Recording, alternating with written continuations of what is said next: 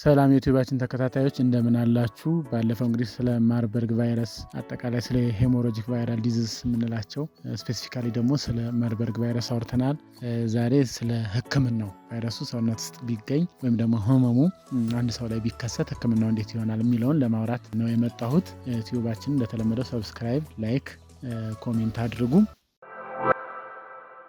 ስለዚህ ባለፈው ስለ ምንነቱ አውርተናል። ዛሬ ደግሞ አንድ ሰው በዚህ ቫይረስ ቢጠቃ እና ሆስፒታል ቢሄድ ምንድነው የሚደረግለት የሚለውን እናያለን። እንግዲህ ይሄ ቫይረስ ፈዋሽ የሚባል መድኃኒት የራሱ የሆነ ቫይረሱን የሚያጠፋ መድኃኒት የለም። ነገር ግን ሆስፒታል ውስጥ በመሄድ በጤና ተቋማት ውስጥ የሚሰጡ ህክምናዎች የህክምና አይነቶች በጣም ጠቃሚና ነፍስ አድን የሆኑ ህክምናዎች ናቸው። ስለዚህ አንደኛው የመጀመሪያው የሚሆነው እንግዲህ ታካሚው ከተጠረጠረ አይዞሌት ማድረግ ወይም ደግሞ የለይቶ ህክምና ነው። ስለዚህ የለይቶ ህክምና ሲደረግ ደግሞ ጥንቃቄ ይፈልጋል። ለይቶ ህክምናውን አገልግሎት የሚሰጠው ባለሙያ በደንብ መልበስ፣ ግላቭ፣ ማስክ፣ ጋውን ወይም ደግሞ የህክምና ልብሶች፣ የአይን መነጽር፣ የተለያዩ መከላከያዎችን መልበስ አለበት። የተለያዩ የሰውነት ፈሳሾችን ሃንድል የሚያደርግበት ወይ ሴፍ መሆን አለበት ወይም ደግሞ ራሱን ከበሽታ ለመከላከል የሚያስችል መሆን አለበት። ይሄ በጣም ጠቃሚ ነገር ነው። ኮሚኒቲውንም ራሱ ባለሙያውንም ፔሸንቱንም ከአላስፈላጊ የሆነ ሪስክ ለመከላከል የሚጠቅም ነገር ነው ማለት ነው። በሁለተኛ ደረጃ እንግዲህ ማርበርግ ቫይረስ በተለያየ መንገድ ሰውነት ውስጥ ፈሳሽ እጥረት ያስከትላል።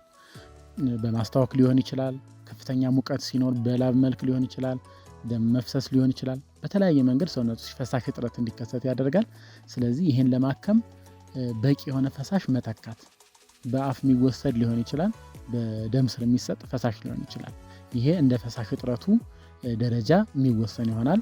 ስለዚህ ይሄ ህክምና የፈሳሽ መተካት ህክምና በጣም ወሳኝና የነፍስ አድን ህክምና አይነት ነው ማለት ነው። እዚሁ ላይ ሳንወጣ አንዳንድ የኤሌክትሮላይቶች ወይም ሰውነት ውስጥ ጠቃሚ የሆኑ ኤሌክትሮላይት የምንላቸው የእነሱ መዛባት ሊኖር ይችላል። የፖታሽየም መጨመር ሊኖር ይችላል። የሶዲየም መቀነስ፣ የተለያዩ ኤሌክትሮላይቶች መዛባት ሊኖር ይችላል። እነሱም በምርመራ ካረጋገጥን በኋላ አስፈላጊውን የኤሌክትሮላይቶች የማስተካከያ ህክምና ማድረግም ወሳኙ የህክምና አካል ነው ማለት ነው። ሌላ የሰውነታችን የአካል ክፍሎች ድጋፍ ወይም ደግሞ እርዳታ ነው። እንግዲህ ማርበርግ ቫይረስ የተለያዩ የሰውነት ክፍሎችን ባለፈው እንዳየነው ይጎዳል። ኩላሊት ላይ ጉዳት ሊያደርስ ይችላል፣ ከፍተኛ ጉዳት። ጉበት ላይ ጉዳት ሊያደርስ ይችላል። ወይም ደግሞ ካርዲዮቫስኩላር ሲስተም ወይም ደግሞ የደም ዝውውር ላይ ከፍተኛ የሆነ ጉዳት ሊያደርስ ይችላል።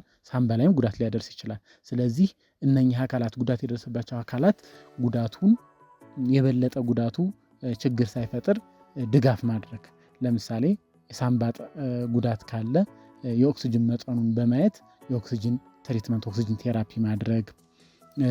ሌላ ደግሞ በጣም ከፍተኛ የሆነ የደም ግፊት መቀነስ ካለ የደም ግፊቱ ፈሳሽ ከመተካት በተጨማሪ በደም ስር የሚሰጥ ፈሳሽ ከመተካት በተጨማሪ ደም ግፊቱ ተስተካክሎ እንዲቆይ የሚያደርግ መድኃኒቶች አሉ፣ ሜዲኬሽንስ አሉ። ይሄ ቫዞፕረሰር የሚባለው እነሱን መስጠት ሊያስፈልግ ይችላል።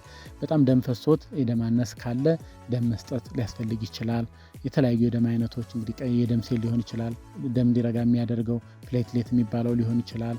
ሌሎች ክሎቲንግ ፋክተርስ ወይም ደግሞ ደም እንዲረጋ የሚያደርጉ የተለያዩ ፋክተሮች አሉ፣ እነሱን መተካት ሊሆን ይችላል ማለት ነው። እዚሁ ላይ ክሎቲንግ ፋክተሮች የምንላቸው እንዲመረቱ የሚያግዝ ቫይታሚን ኬ የሚባል ምርመራ ከተሰራ በኋላ የደም መርጋት ምርመራ የሚባል አለ። እሱ ከተሰራ በኋላ ቫይታሚን ኬ መስጠት ሊያስፈልግ ይችላል። በዚሁ ሳንወጣ ደም መፍሰስ ለመከላከል የሚያግዙ መድኃኒቶች አሉ፣ እንደ ትራንዛሚክ አሲድ የሚባሉ እነሱን መስጠት ሊያስፈልግ ይችላል ማለት ነው። ሌላኛው የህክምና ክፍል የሚሆነው ምንድነው? ምልክቶችን ማከም ነው። ምልክቶቹ እንግዲህ ባለፈው ዘርዝረናቸዋል። ከፍተኛ የሆነ ሙቀት ካለ ሙቀቱን ማስታገስ፣ የሙቀት ማስታገሻዎች አሉ። ህመም ካለ ህመሙን ማስታገስ፣ ማስታወክ ናውዚያ ቮሚቲንግ የምንለው ወይም ደግሞ ከፍተኛ የሆነ ማስታወክ ካለ ለማስታወክ የሚረዱ መድኃኒቶች አሉ።